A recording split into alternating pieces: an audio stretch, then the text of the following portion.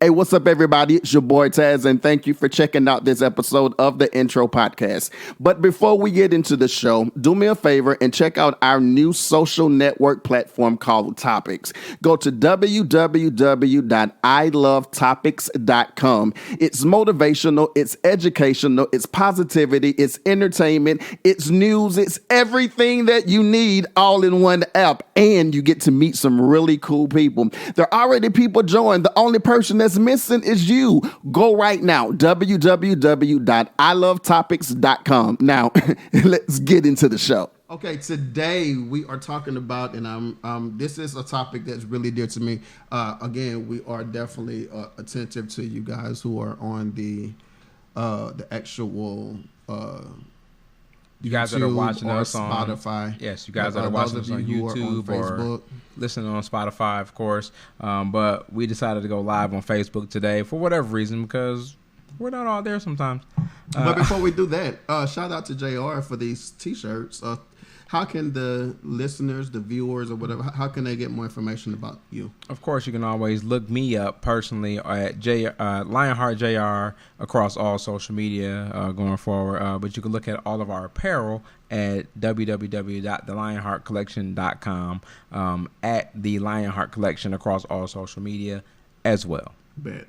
Today, our deep dive, self-love and leaving toxic family relationships for a better mental health. Yes. So, off top, if any of my family see this, if it don't pertain to you, don't let it pertain to you. If it does, we got to do better. JR, I'll let you read this first half. Okay, so of course, now the headline here is self-love and leaving toxic family relationships for better mental health. Says family relationships can be complicated and often shape the way we view ourselves and the world around us. However, sometimes these relationships can be toxic and cause more harm than good. It's important to recognize when a relationship is no longer serving our mental health and to prioritize self-love by making difficult decisions to leave. Okay, so let's go down. Skip all the yaya. Skip all the yaya? All the yaya, because I want to get to... Straight to the point. I want to get to the grits and okay. the shrimp and grits.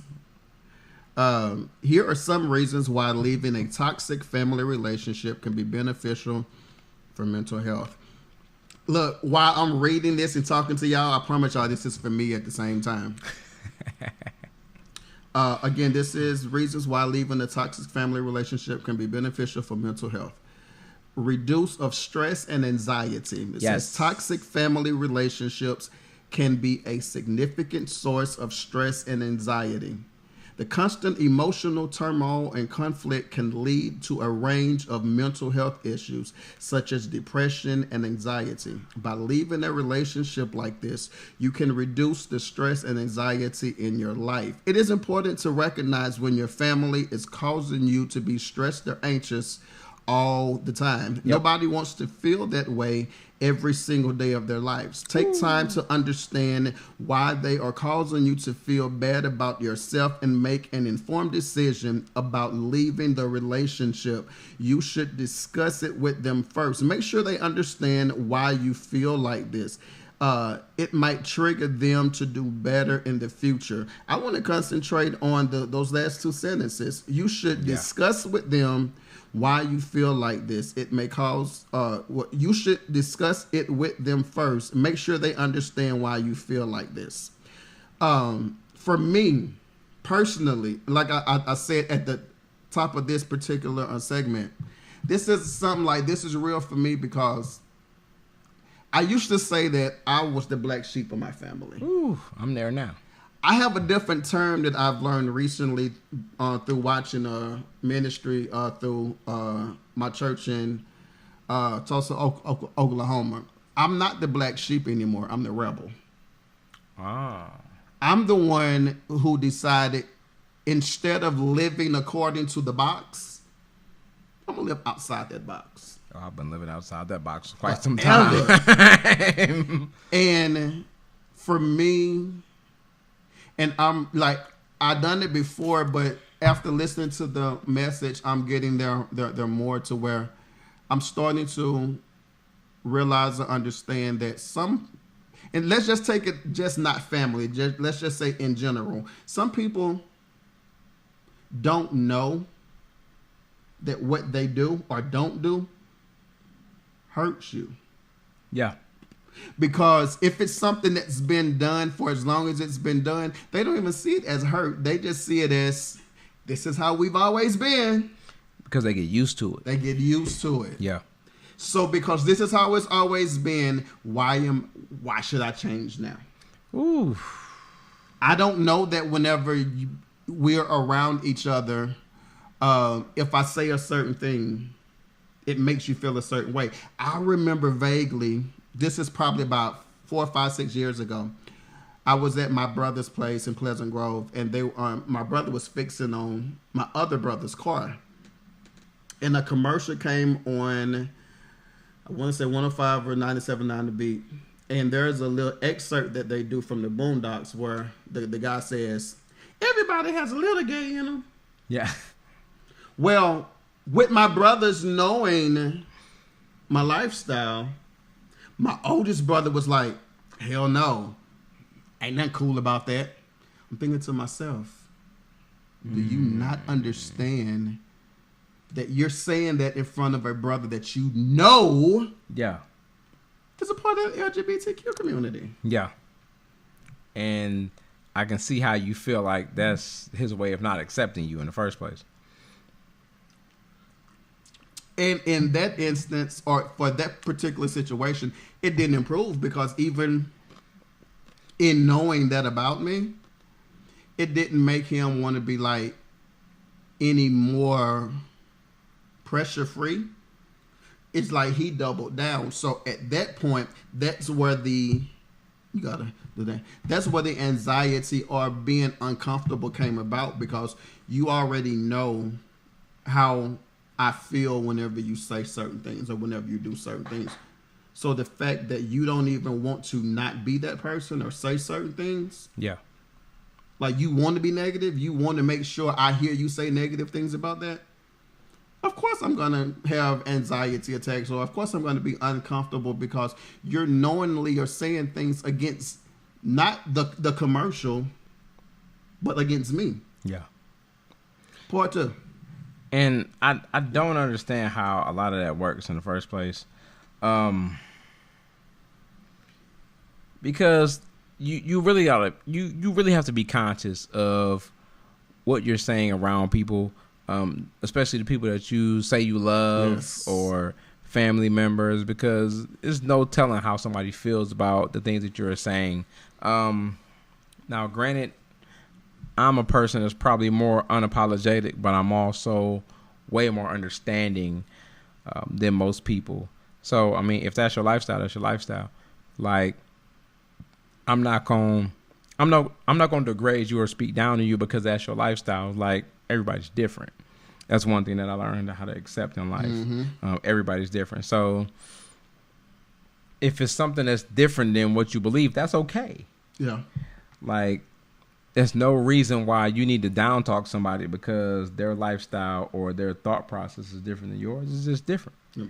That's it. I have become, by force, not because I wanted to be this way, but life has caused me to become a very confrontational person.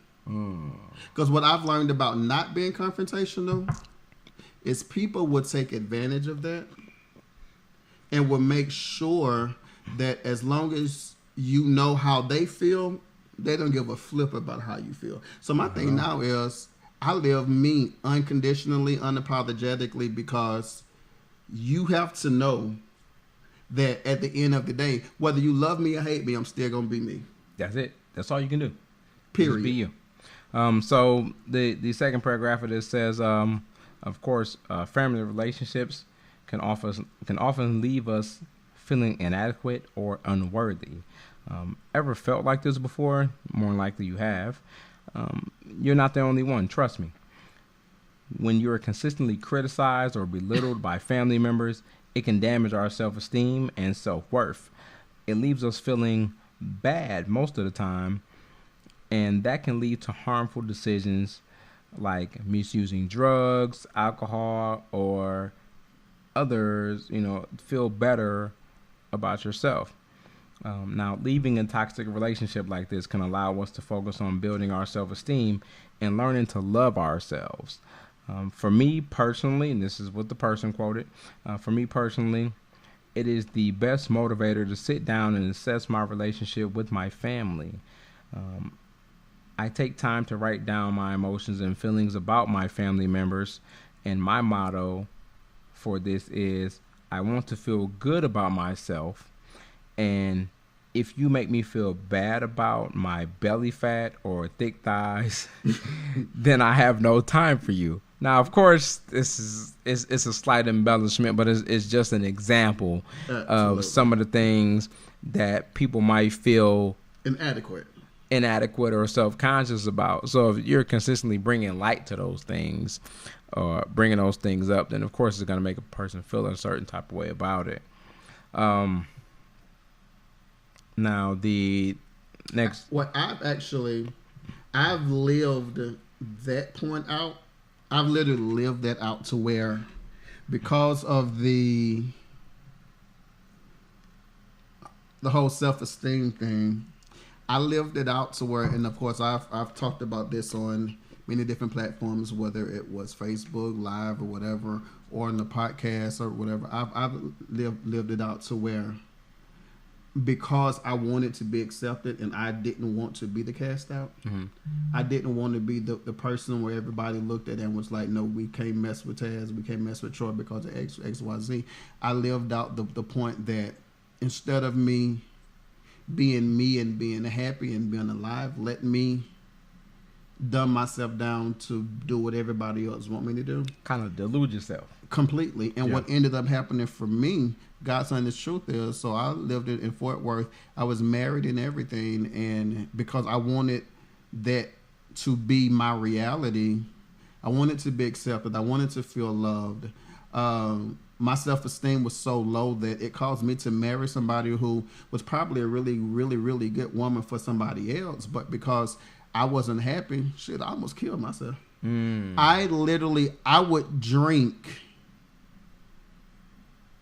in order to want to be around, but I didn't understand that me drinking, because I learned for me that whatever spirit or energy I'm in when I drink alcohol just makes that energy bigger. Yeah. Well, because I was depressed and my self-esteem was as low as it was, or I feel like I wasn't wanted. What that made me do was make me want to end me, because it's like my self-esteem was so low and nobody understood, and they were so concerned about what it looked like on the outside that they never even thought to look at the fact that this nigga really not happy. Even though I'm calling telling you, like, I'm not happy, auntie, I'm not happy, friend, I'm not happy, brother, I'm about to do this. Like, all that mattered was the fact that whatever it looked like to the world.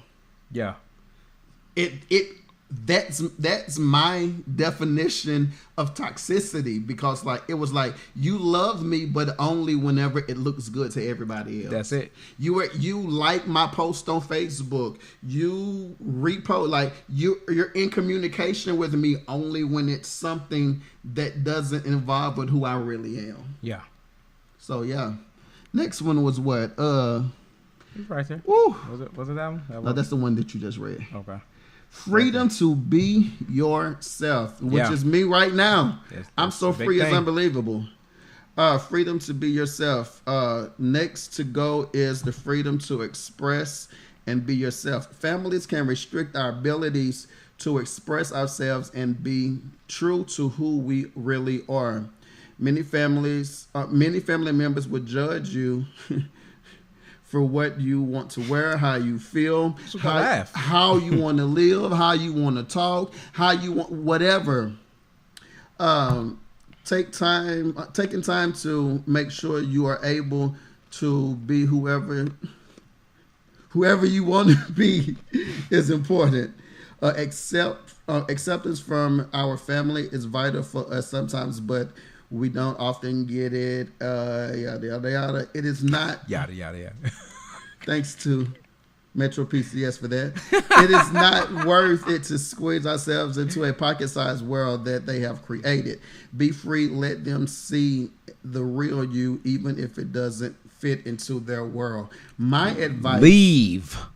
My advice, and I'm telling you, when I tell you, I feel like I'm in the pocket of this right now. Facebook, I'm in the pocket of this right now. If who you are don't fit into that to what everybody else want you to be, holla. That's it. Because whenever I said holla, I found myself wanting to be alive. I found myself wanting to go from wanting to end everything because I was so unhappy to saying, okay, even though I may lose this amount of people, I'll lose them, but I'll still be alive. There you go. And sometimes that's just what it is. That's how it is. Now, picture this, right? Imagine that you live through your life surrounded by toxicity and consistent judgment from your family, which we've both been a part of. Next thing you know, you're an adult looking to settle down with someone. What is the first thing you look for in a person when you go on a date? Toxicity. Yeah. And this can really damage your ability to date and have fun, as you always will be looking for toxic traits first because that's what you're familiar with, without looking at all of the good ones. Mm-hmm. You know, toxic family relationships equal looking for toxicity in other relationships. Yes. We can create an opportunity to develop healthier relationships by leaving a family dynamic that does not bring us joy. When we're no longer consumed by toxicity of our family relationships, we can begin to attract cultivative connections that are positive, supportive, and nurturing. Very, very true. I think for me, and I'm always going to speak from a personal standpoint so that nobody else will ever get offended. Mm-hmm. For me,